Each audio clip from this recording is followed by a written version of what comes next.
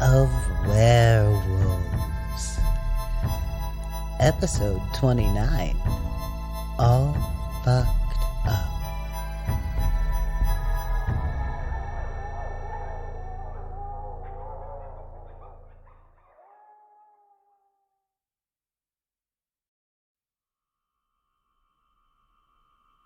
What is it?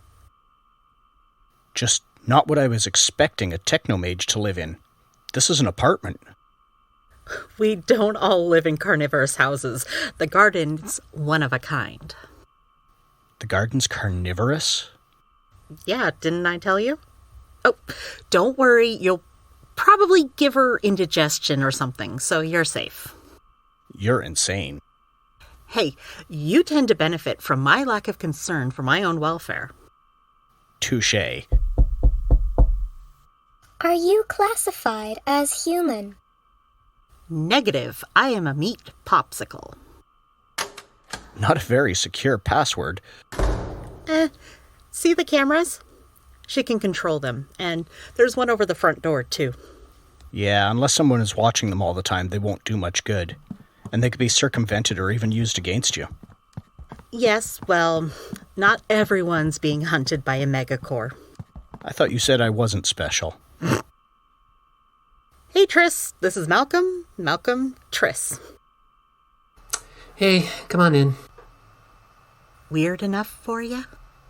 Yeah, but this is a normal kind of weird. Normal? You come into my house and insult me? Hey, no insult meant, just looks very human. Ah, I see. Apologies. Isn't it risky, though, living so close to humans? How do you know they're all human? And something magic indistinguishable from sufficiently advanced technology? Now let's see what brings you to my lair. This was in... Shh. I like surprises and plausible deniability. Make yourselves comfortable or whatever while I convince this thing to give up its secrets. Okay, you make yourself less comfortable. What have I told you about touching my toys? Go sit in the corner. Oh, ooh, books. So, Humi, what's your deal? Me? I thought you liked plausible deniability. Names and faces are easily purged from my memory banks. I get bored quickly, so help keep me focused. How do you know that this thing was magically encrypted? Magic feels kinda tingly to me. And since Hazel's the only witch you know, you brought it to her. How do you know that? Because she's the absolute last person you should take something like this to. And you're the last person to go to if you're bleeding. I can handle myself in an emergency. You hyperventilated over a laceration that didn't even require stitches. It belongs on the inside, not the outside. I rest my case.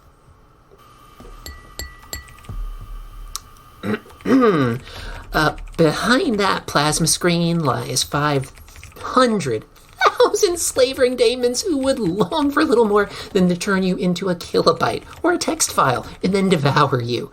But by all means, keep tapping at it. See what happens. Could they actually do that if magic doesn't work on me? Being a rational healthcare professional, I'm highly interested in the outcome, as that would be valuable data. However, I must strongly advise against it when there are so many others who get first dibs on eating your ass.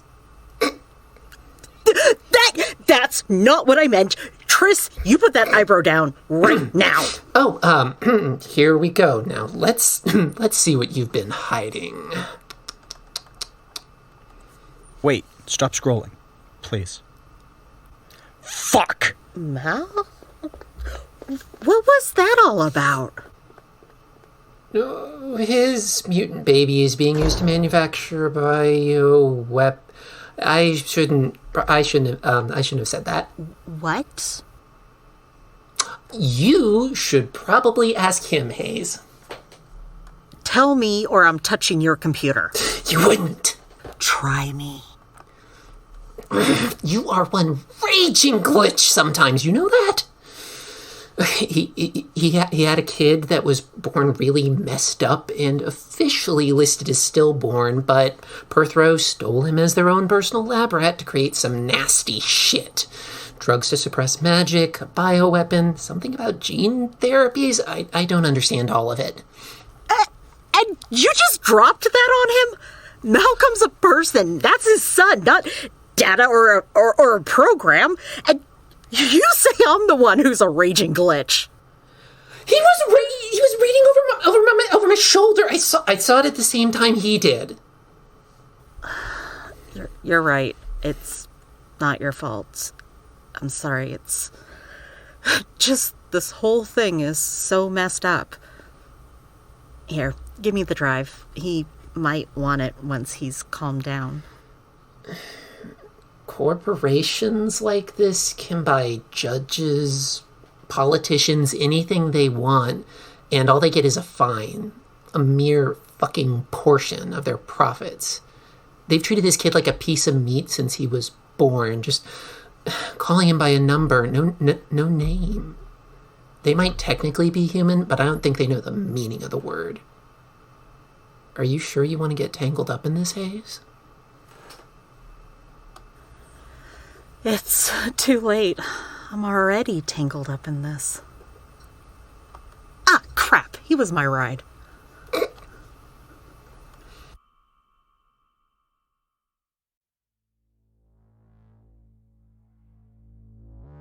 Okay, let's see what we got in the old inbox this week.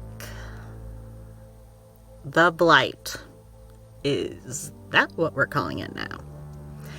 Is a hoax and a power grab from the witches.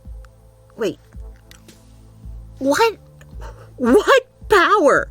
Do you mean more paperwork? Because that I got in spades. And power grab? Please explain to me the exact process by which power is transferred from you to me. How does that even work? Is it step 1, watch people die horribly painful deaths? Step 2? Step 3, profit? Ugh, okay. Into the bin with you, you soggy donut hole. Okay, next one.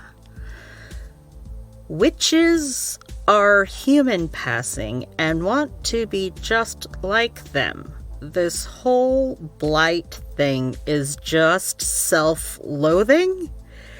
They think everyone should be human and are willing to mutilate or kill everyone in their goal. How?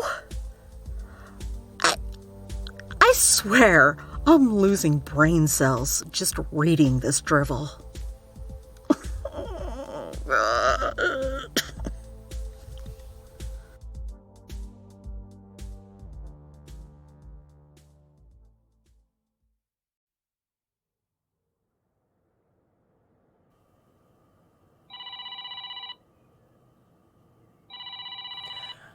Marguerite's garden, you slit 'em, we stitch 'em. How may I direct your call? Ah, Julia, my dear boy. Just the person I was wanting to speak to. Oh, hey Ballard, what can I do you for? I'm doing a bit of a favor for a friend, and helping them look into a missing persons case. Specifically, a missing orc. He was a roadie by the name of, I believe it was Daniel. Perhaps you've encountered him in your line of work? Yeah, I don't know no dead orcs. I didn't say he was dead, only that he was missing. Now, are there any living orcs that may have been absent recently? None that I've missed. I see. Do you now? Ah, yes, quite. You'll ask around, won't you? The garden is such a central hub. Surely someone must know something. Well, I best get going. Back to the grind, as they say. Yeah, will do.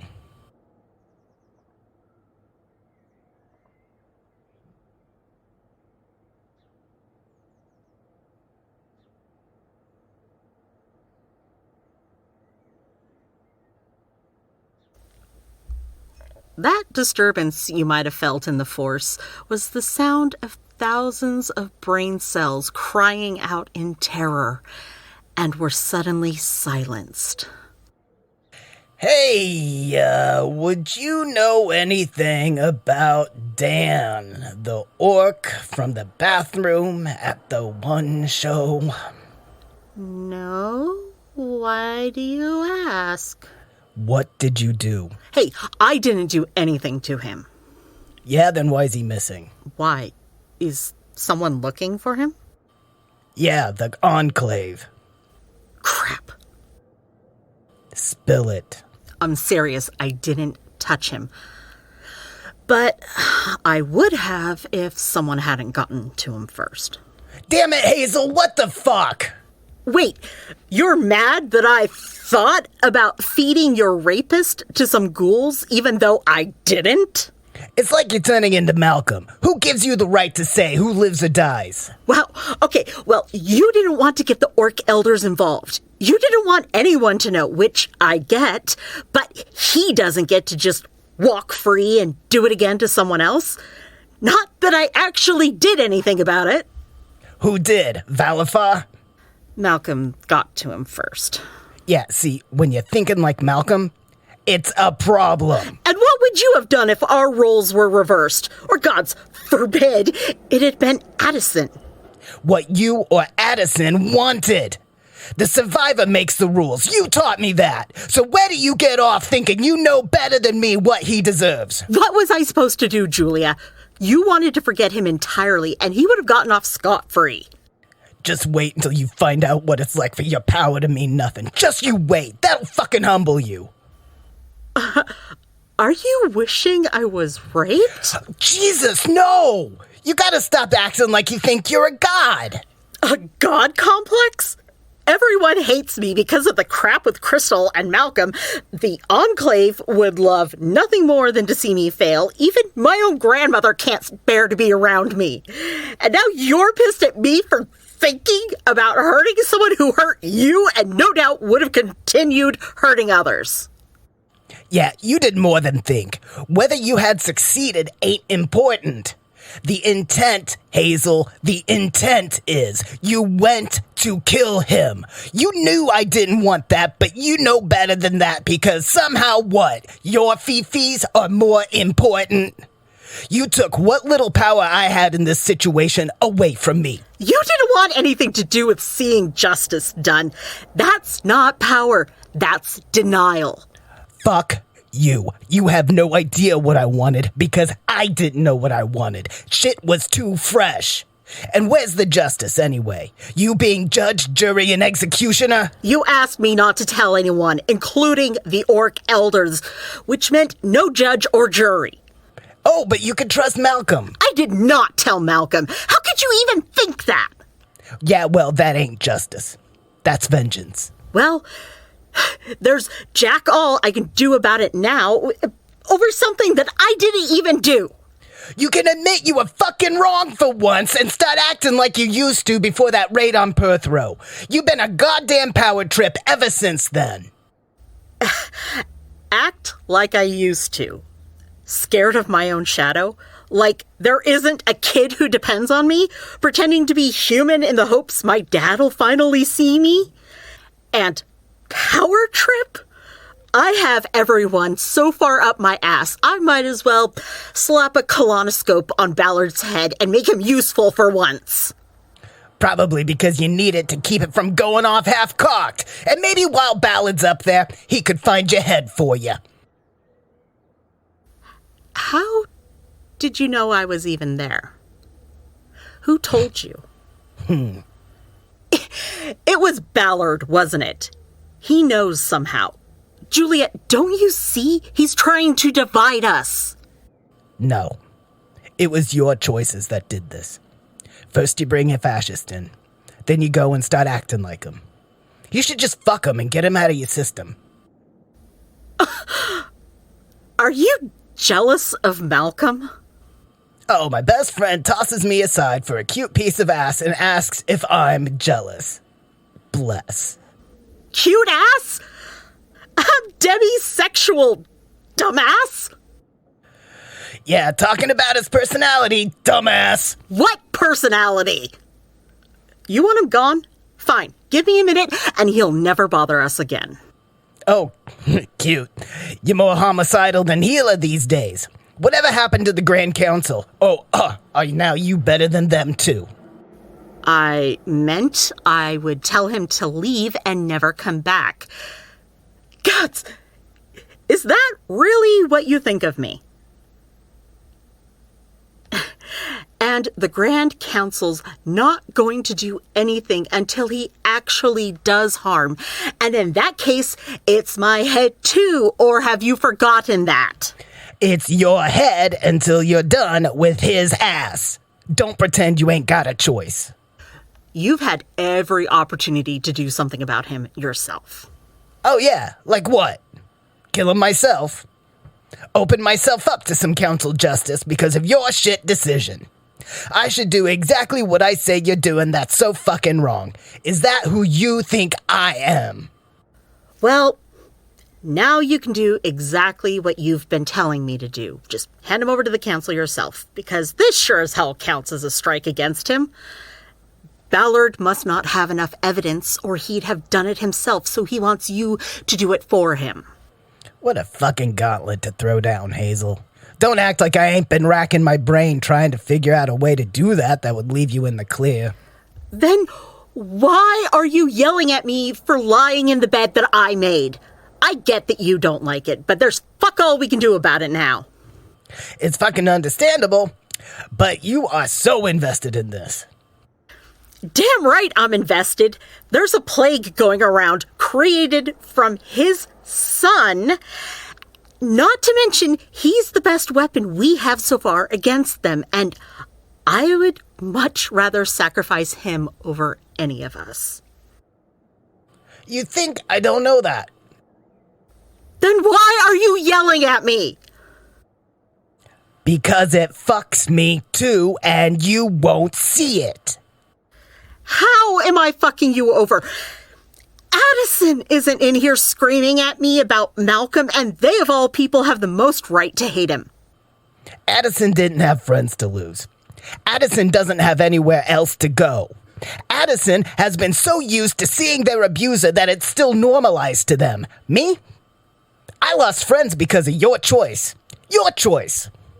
I gotta play nice with the poster boy for every fucking thing I hate, and I gotta see that around one of the few safe spaces in the community. So yeah, you fucked up. Did you lose friends because I chose not to personally turn him in for execution? Or have you lost those friends because of your attitude lately? How much of this is about Malcolm, and how much is you not dealing with your own baggage? My own baggage? How much of this is about Mal's fashy ass, and how much of it is wishing you could change your dad? I'm in fucking therapy. You're not even sleeping. Whatever. Look, I'm leaving, and I'm taking Addison, 'cause it ain't safe for them to be near you. Have a nice life.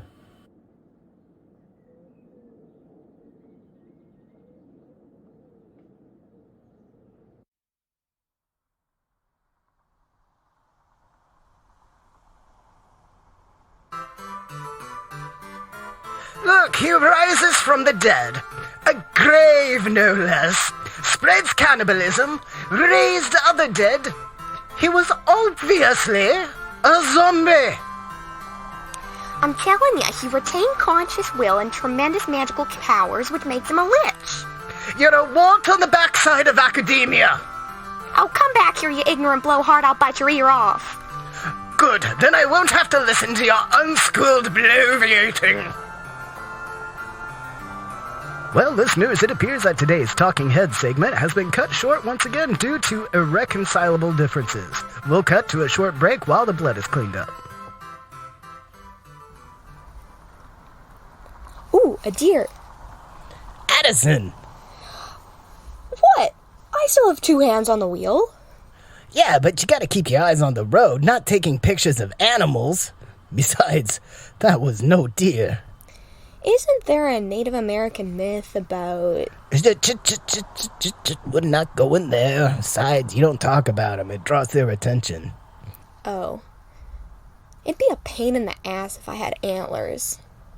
Yeah, they really are. This guy came in once and tried to get the doc to cut his off, but they regenerated too fast. Hey, Julia, can I ask you something? Of course. You can ask me anything. If it's to help you hide a body, I think I packed Gravedigger. Why'd you pack Gravedigger? You planned on needing to hide bodies? Nah. Easier than digging a hole if there's no rest stop around when gas station burritos kick in. Isn't that overkill, though? Not when you account for splatter. Why did I agree to come again? This place we're going to, you said it's full of people like us? Most look less human than me and the doc, but yeah, there's supernaturals like centaurs, dryads, merfolk. Do centaurs just, like, go naked, or do they wear clothes or something? I don't know. Could you imagine a centaur wearing pants? They'd be too hard to get in and out of. Yeah, but how would they wear them? I'm not doing this. This is gonna be the Naga sweater/dress fight all over again. So, no one will freak out about me? You? Nah. Why do you ask? Is it 'cause of the arms? And the eye and the horns. I think they've stopped growing, at least. They don't ache as much. Nah, I think they suit you. That oil Hazel made shines them up real good. You worried or something? No, Spill it. it's nothing. Start talking or I'm turning on the pop country music. You wouldn't. Hey, Giggle, play Shania. Okay. There was this girl the other day who said I looked like a spider because of these. Nah, spiders have 8 legs. Bugs have 6. Hey! Seriously, you say that back to someone and it'll throw them off because they expect you to shut up and take it. They don't expect you to correct them. That's when you tell them they're being sapiocentric like we just heard on that show by expecting you to look a certain way that you physically can't. You know, I didn't want to pry before, but I was worried about you because you seem weirdly okay with all of this. With what? Going to stay with Nana? No, like how you were kidnapped by a mad scientist who spliced random body parts and God knows what else onto you and brainwashed your family into thinking you're dead, and the mere sight of you sends them into convulsions because the minds can't handle it. Yeah, but I'm still alive, they're still alive. I go to see them sometimes, my family. I just make sure they can't see me. I wonder sometimes about the people my arms and horns and eye belonged to, what they were like. I don't think I want to know. I think it's easier not having a name or a face because then they'd be more real. That might be selfish, but I lost enough. I don't think I could know them without thinking about what they lost too. Does that make sense? Yeah, it does. And if you think about it, part of them gets to live on through you. That's nice. I like that. A bit creepy, but nice.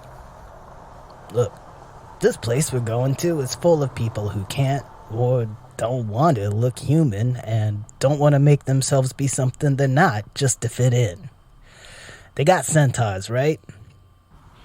You got the same number of limbs as a centaur, and there's no reason in trying to make a centaur feel bad about being a centaur.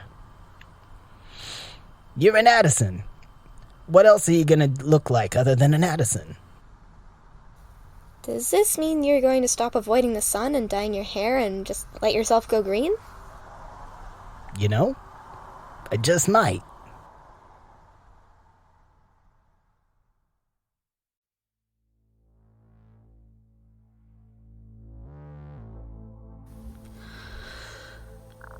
Okay, let's try this again.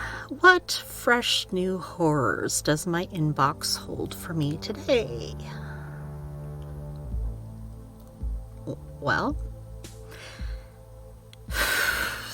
that was my first rape threat.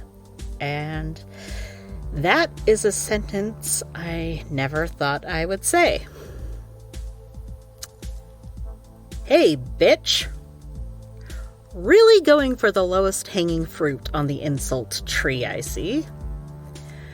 Your pet human's a plant to spread his disease.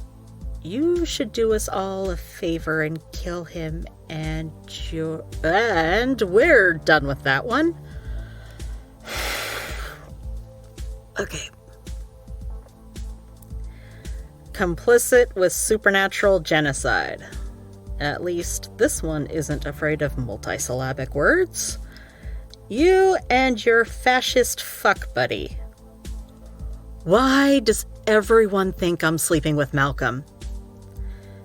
Heteronormative brain rot really has people convinced that the only possible relationship between a man and a woman is a sexual one.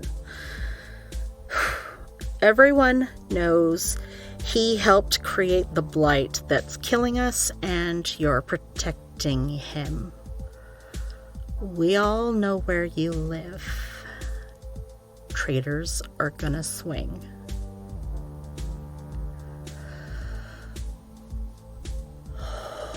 Oh, shit.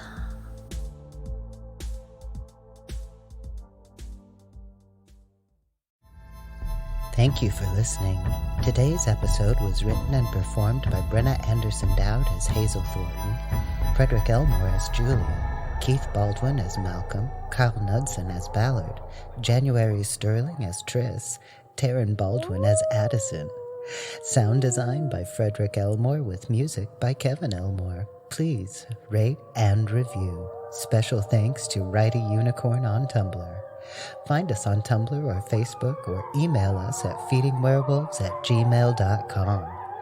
Care and Feeding of Werewolves is a podcast distributed by Kerfuffle and Chaos Productions and licensed under a Creative Commons non-commercial attribution share-alike 4.0 international. All content on the Care and Feeding of Werewolves podcast is fictional and for entertainment purposes only. Content is not intended to be a substitute for professional medical advice, diagnosis, or treatment. Always seek the advice of your doctor or other qualified health provider with any questions you may have regarding a medical condition. Never disregard professional medical advice or delay in seeking it because of an episode. Reliance on any information provided by Care and Feeding of Werewolves, Kerfuffle and Chaos Productions, or anyone involved in the production of this podcast is solely at your own risk. I hate it when Mom and Dad fight.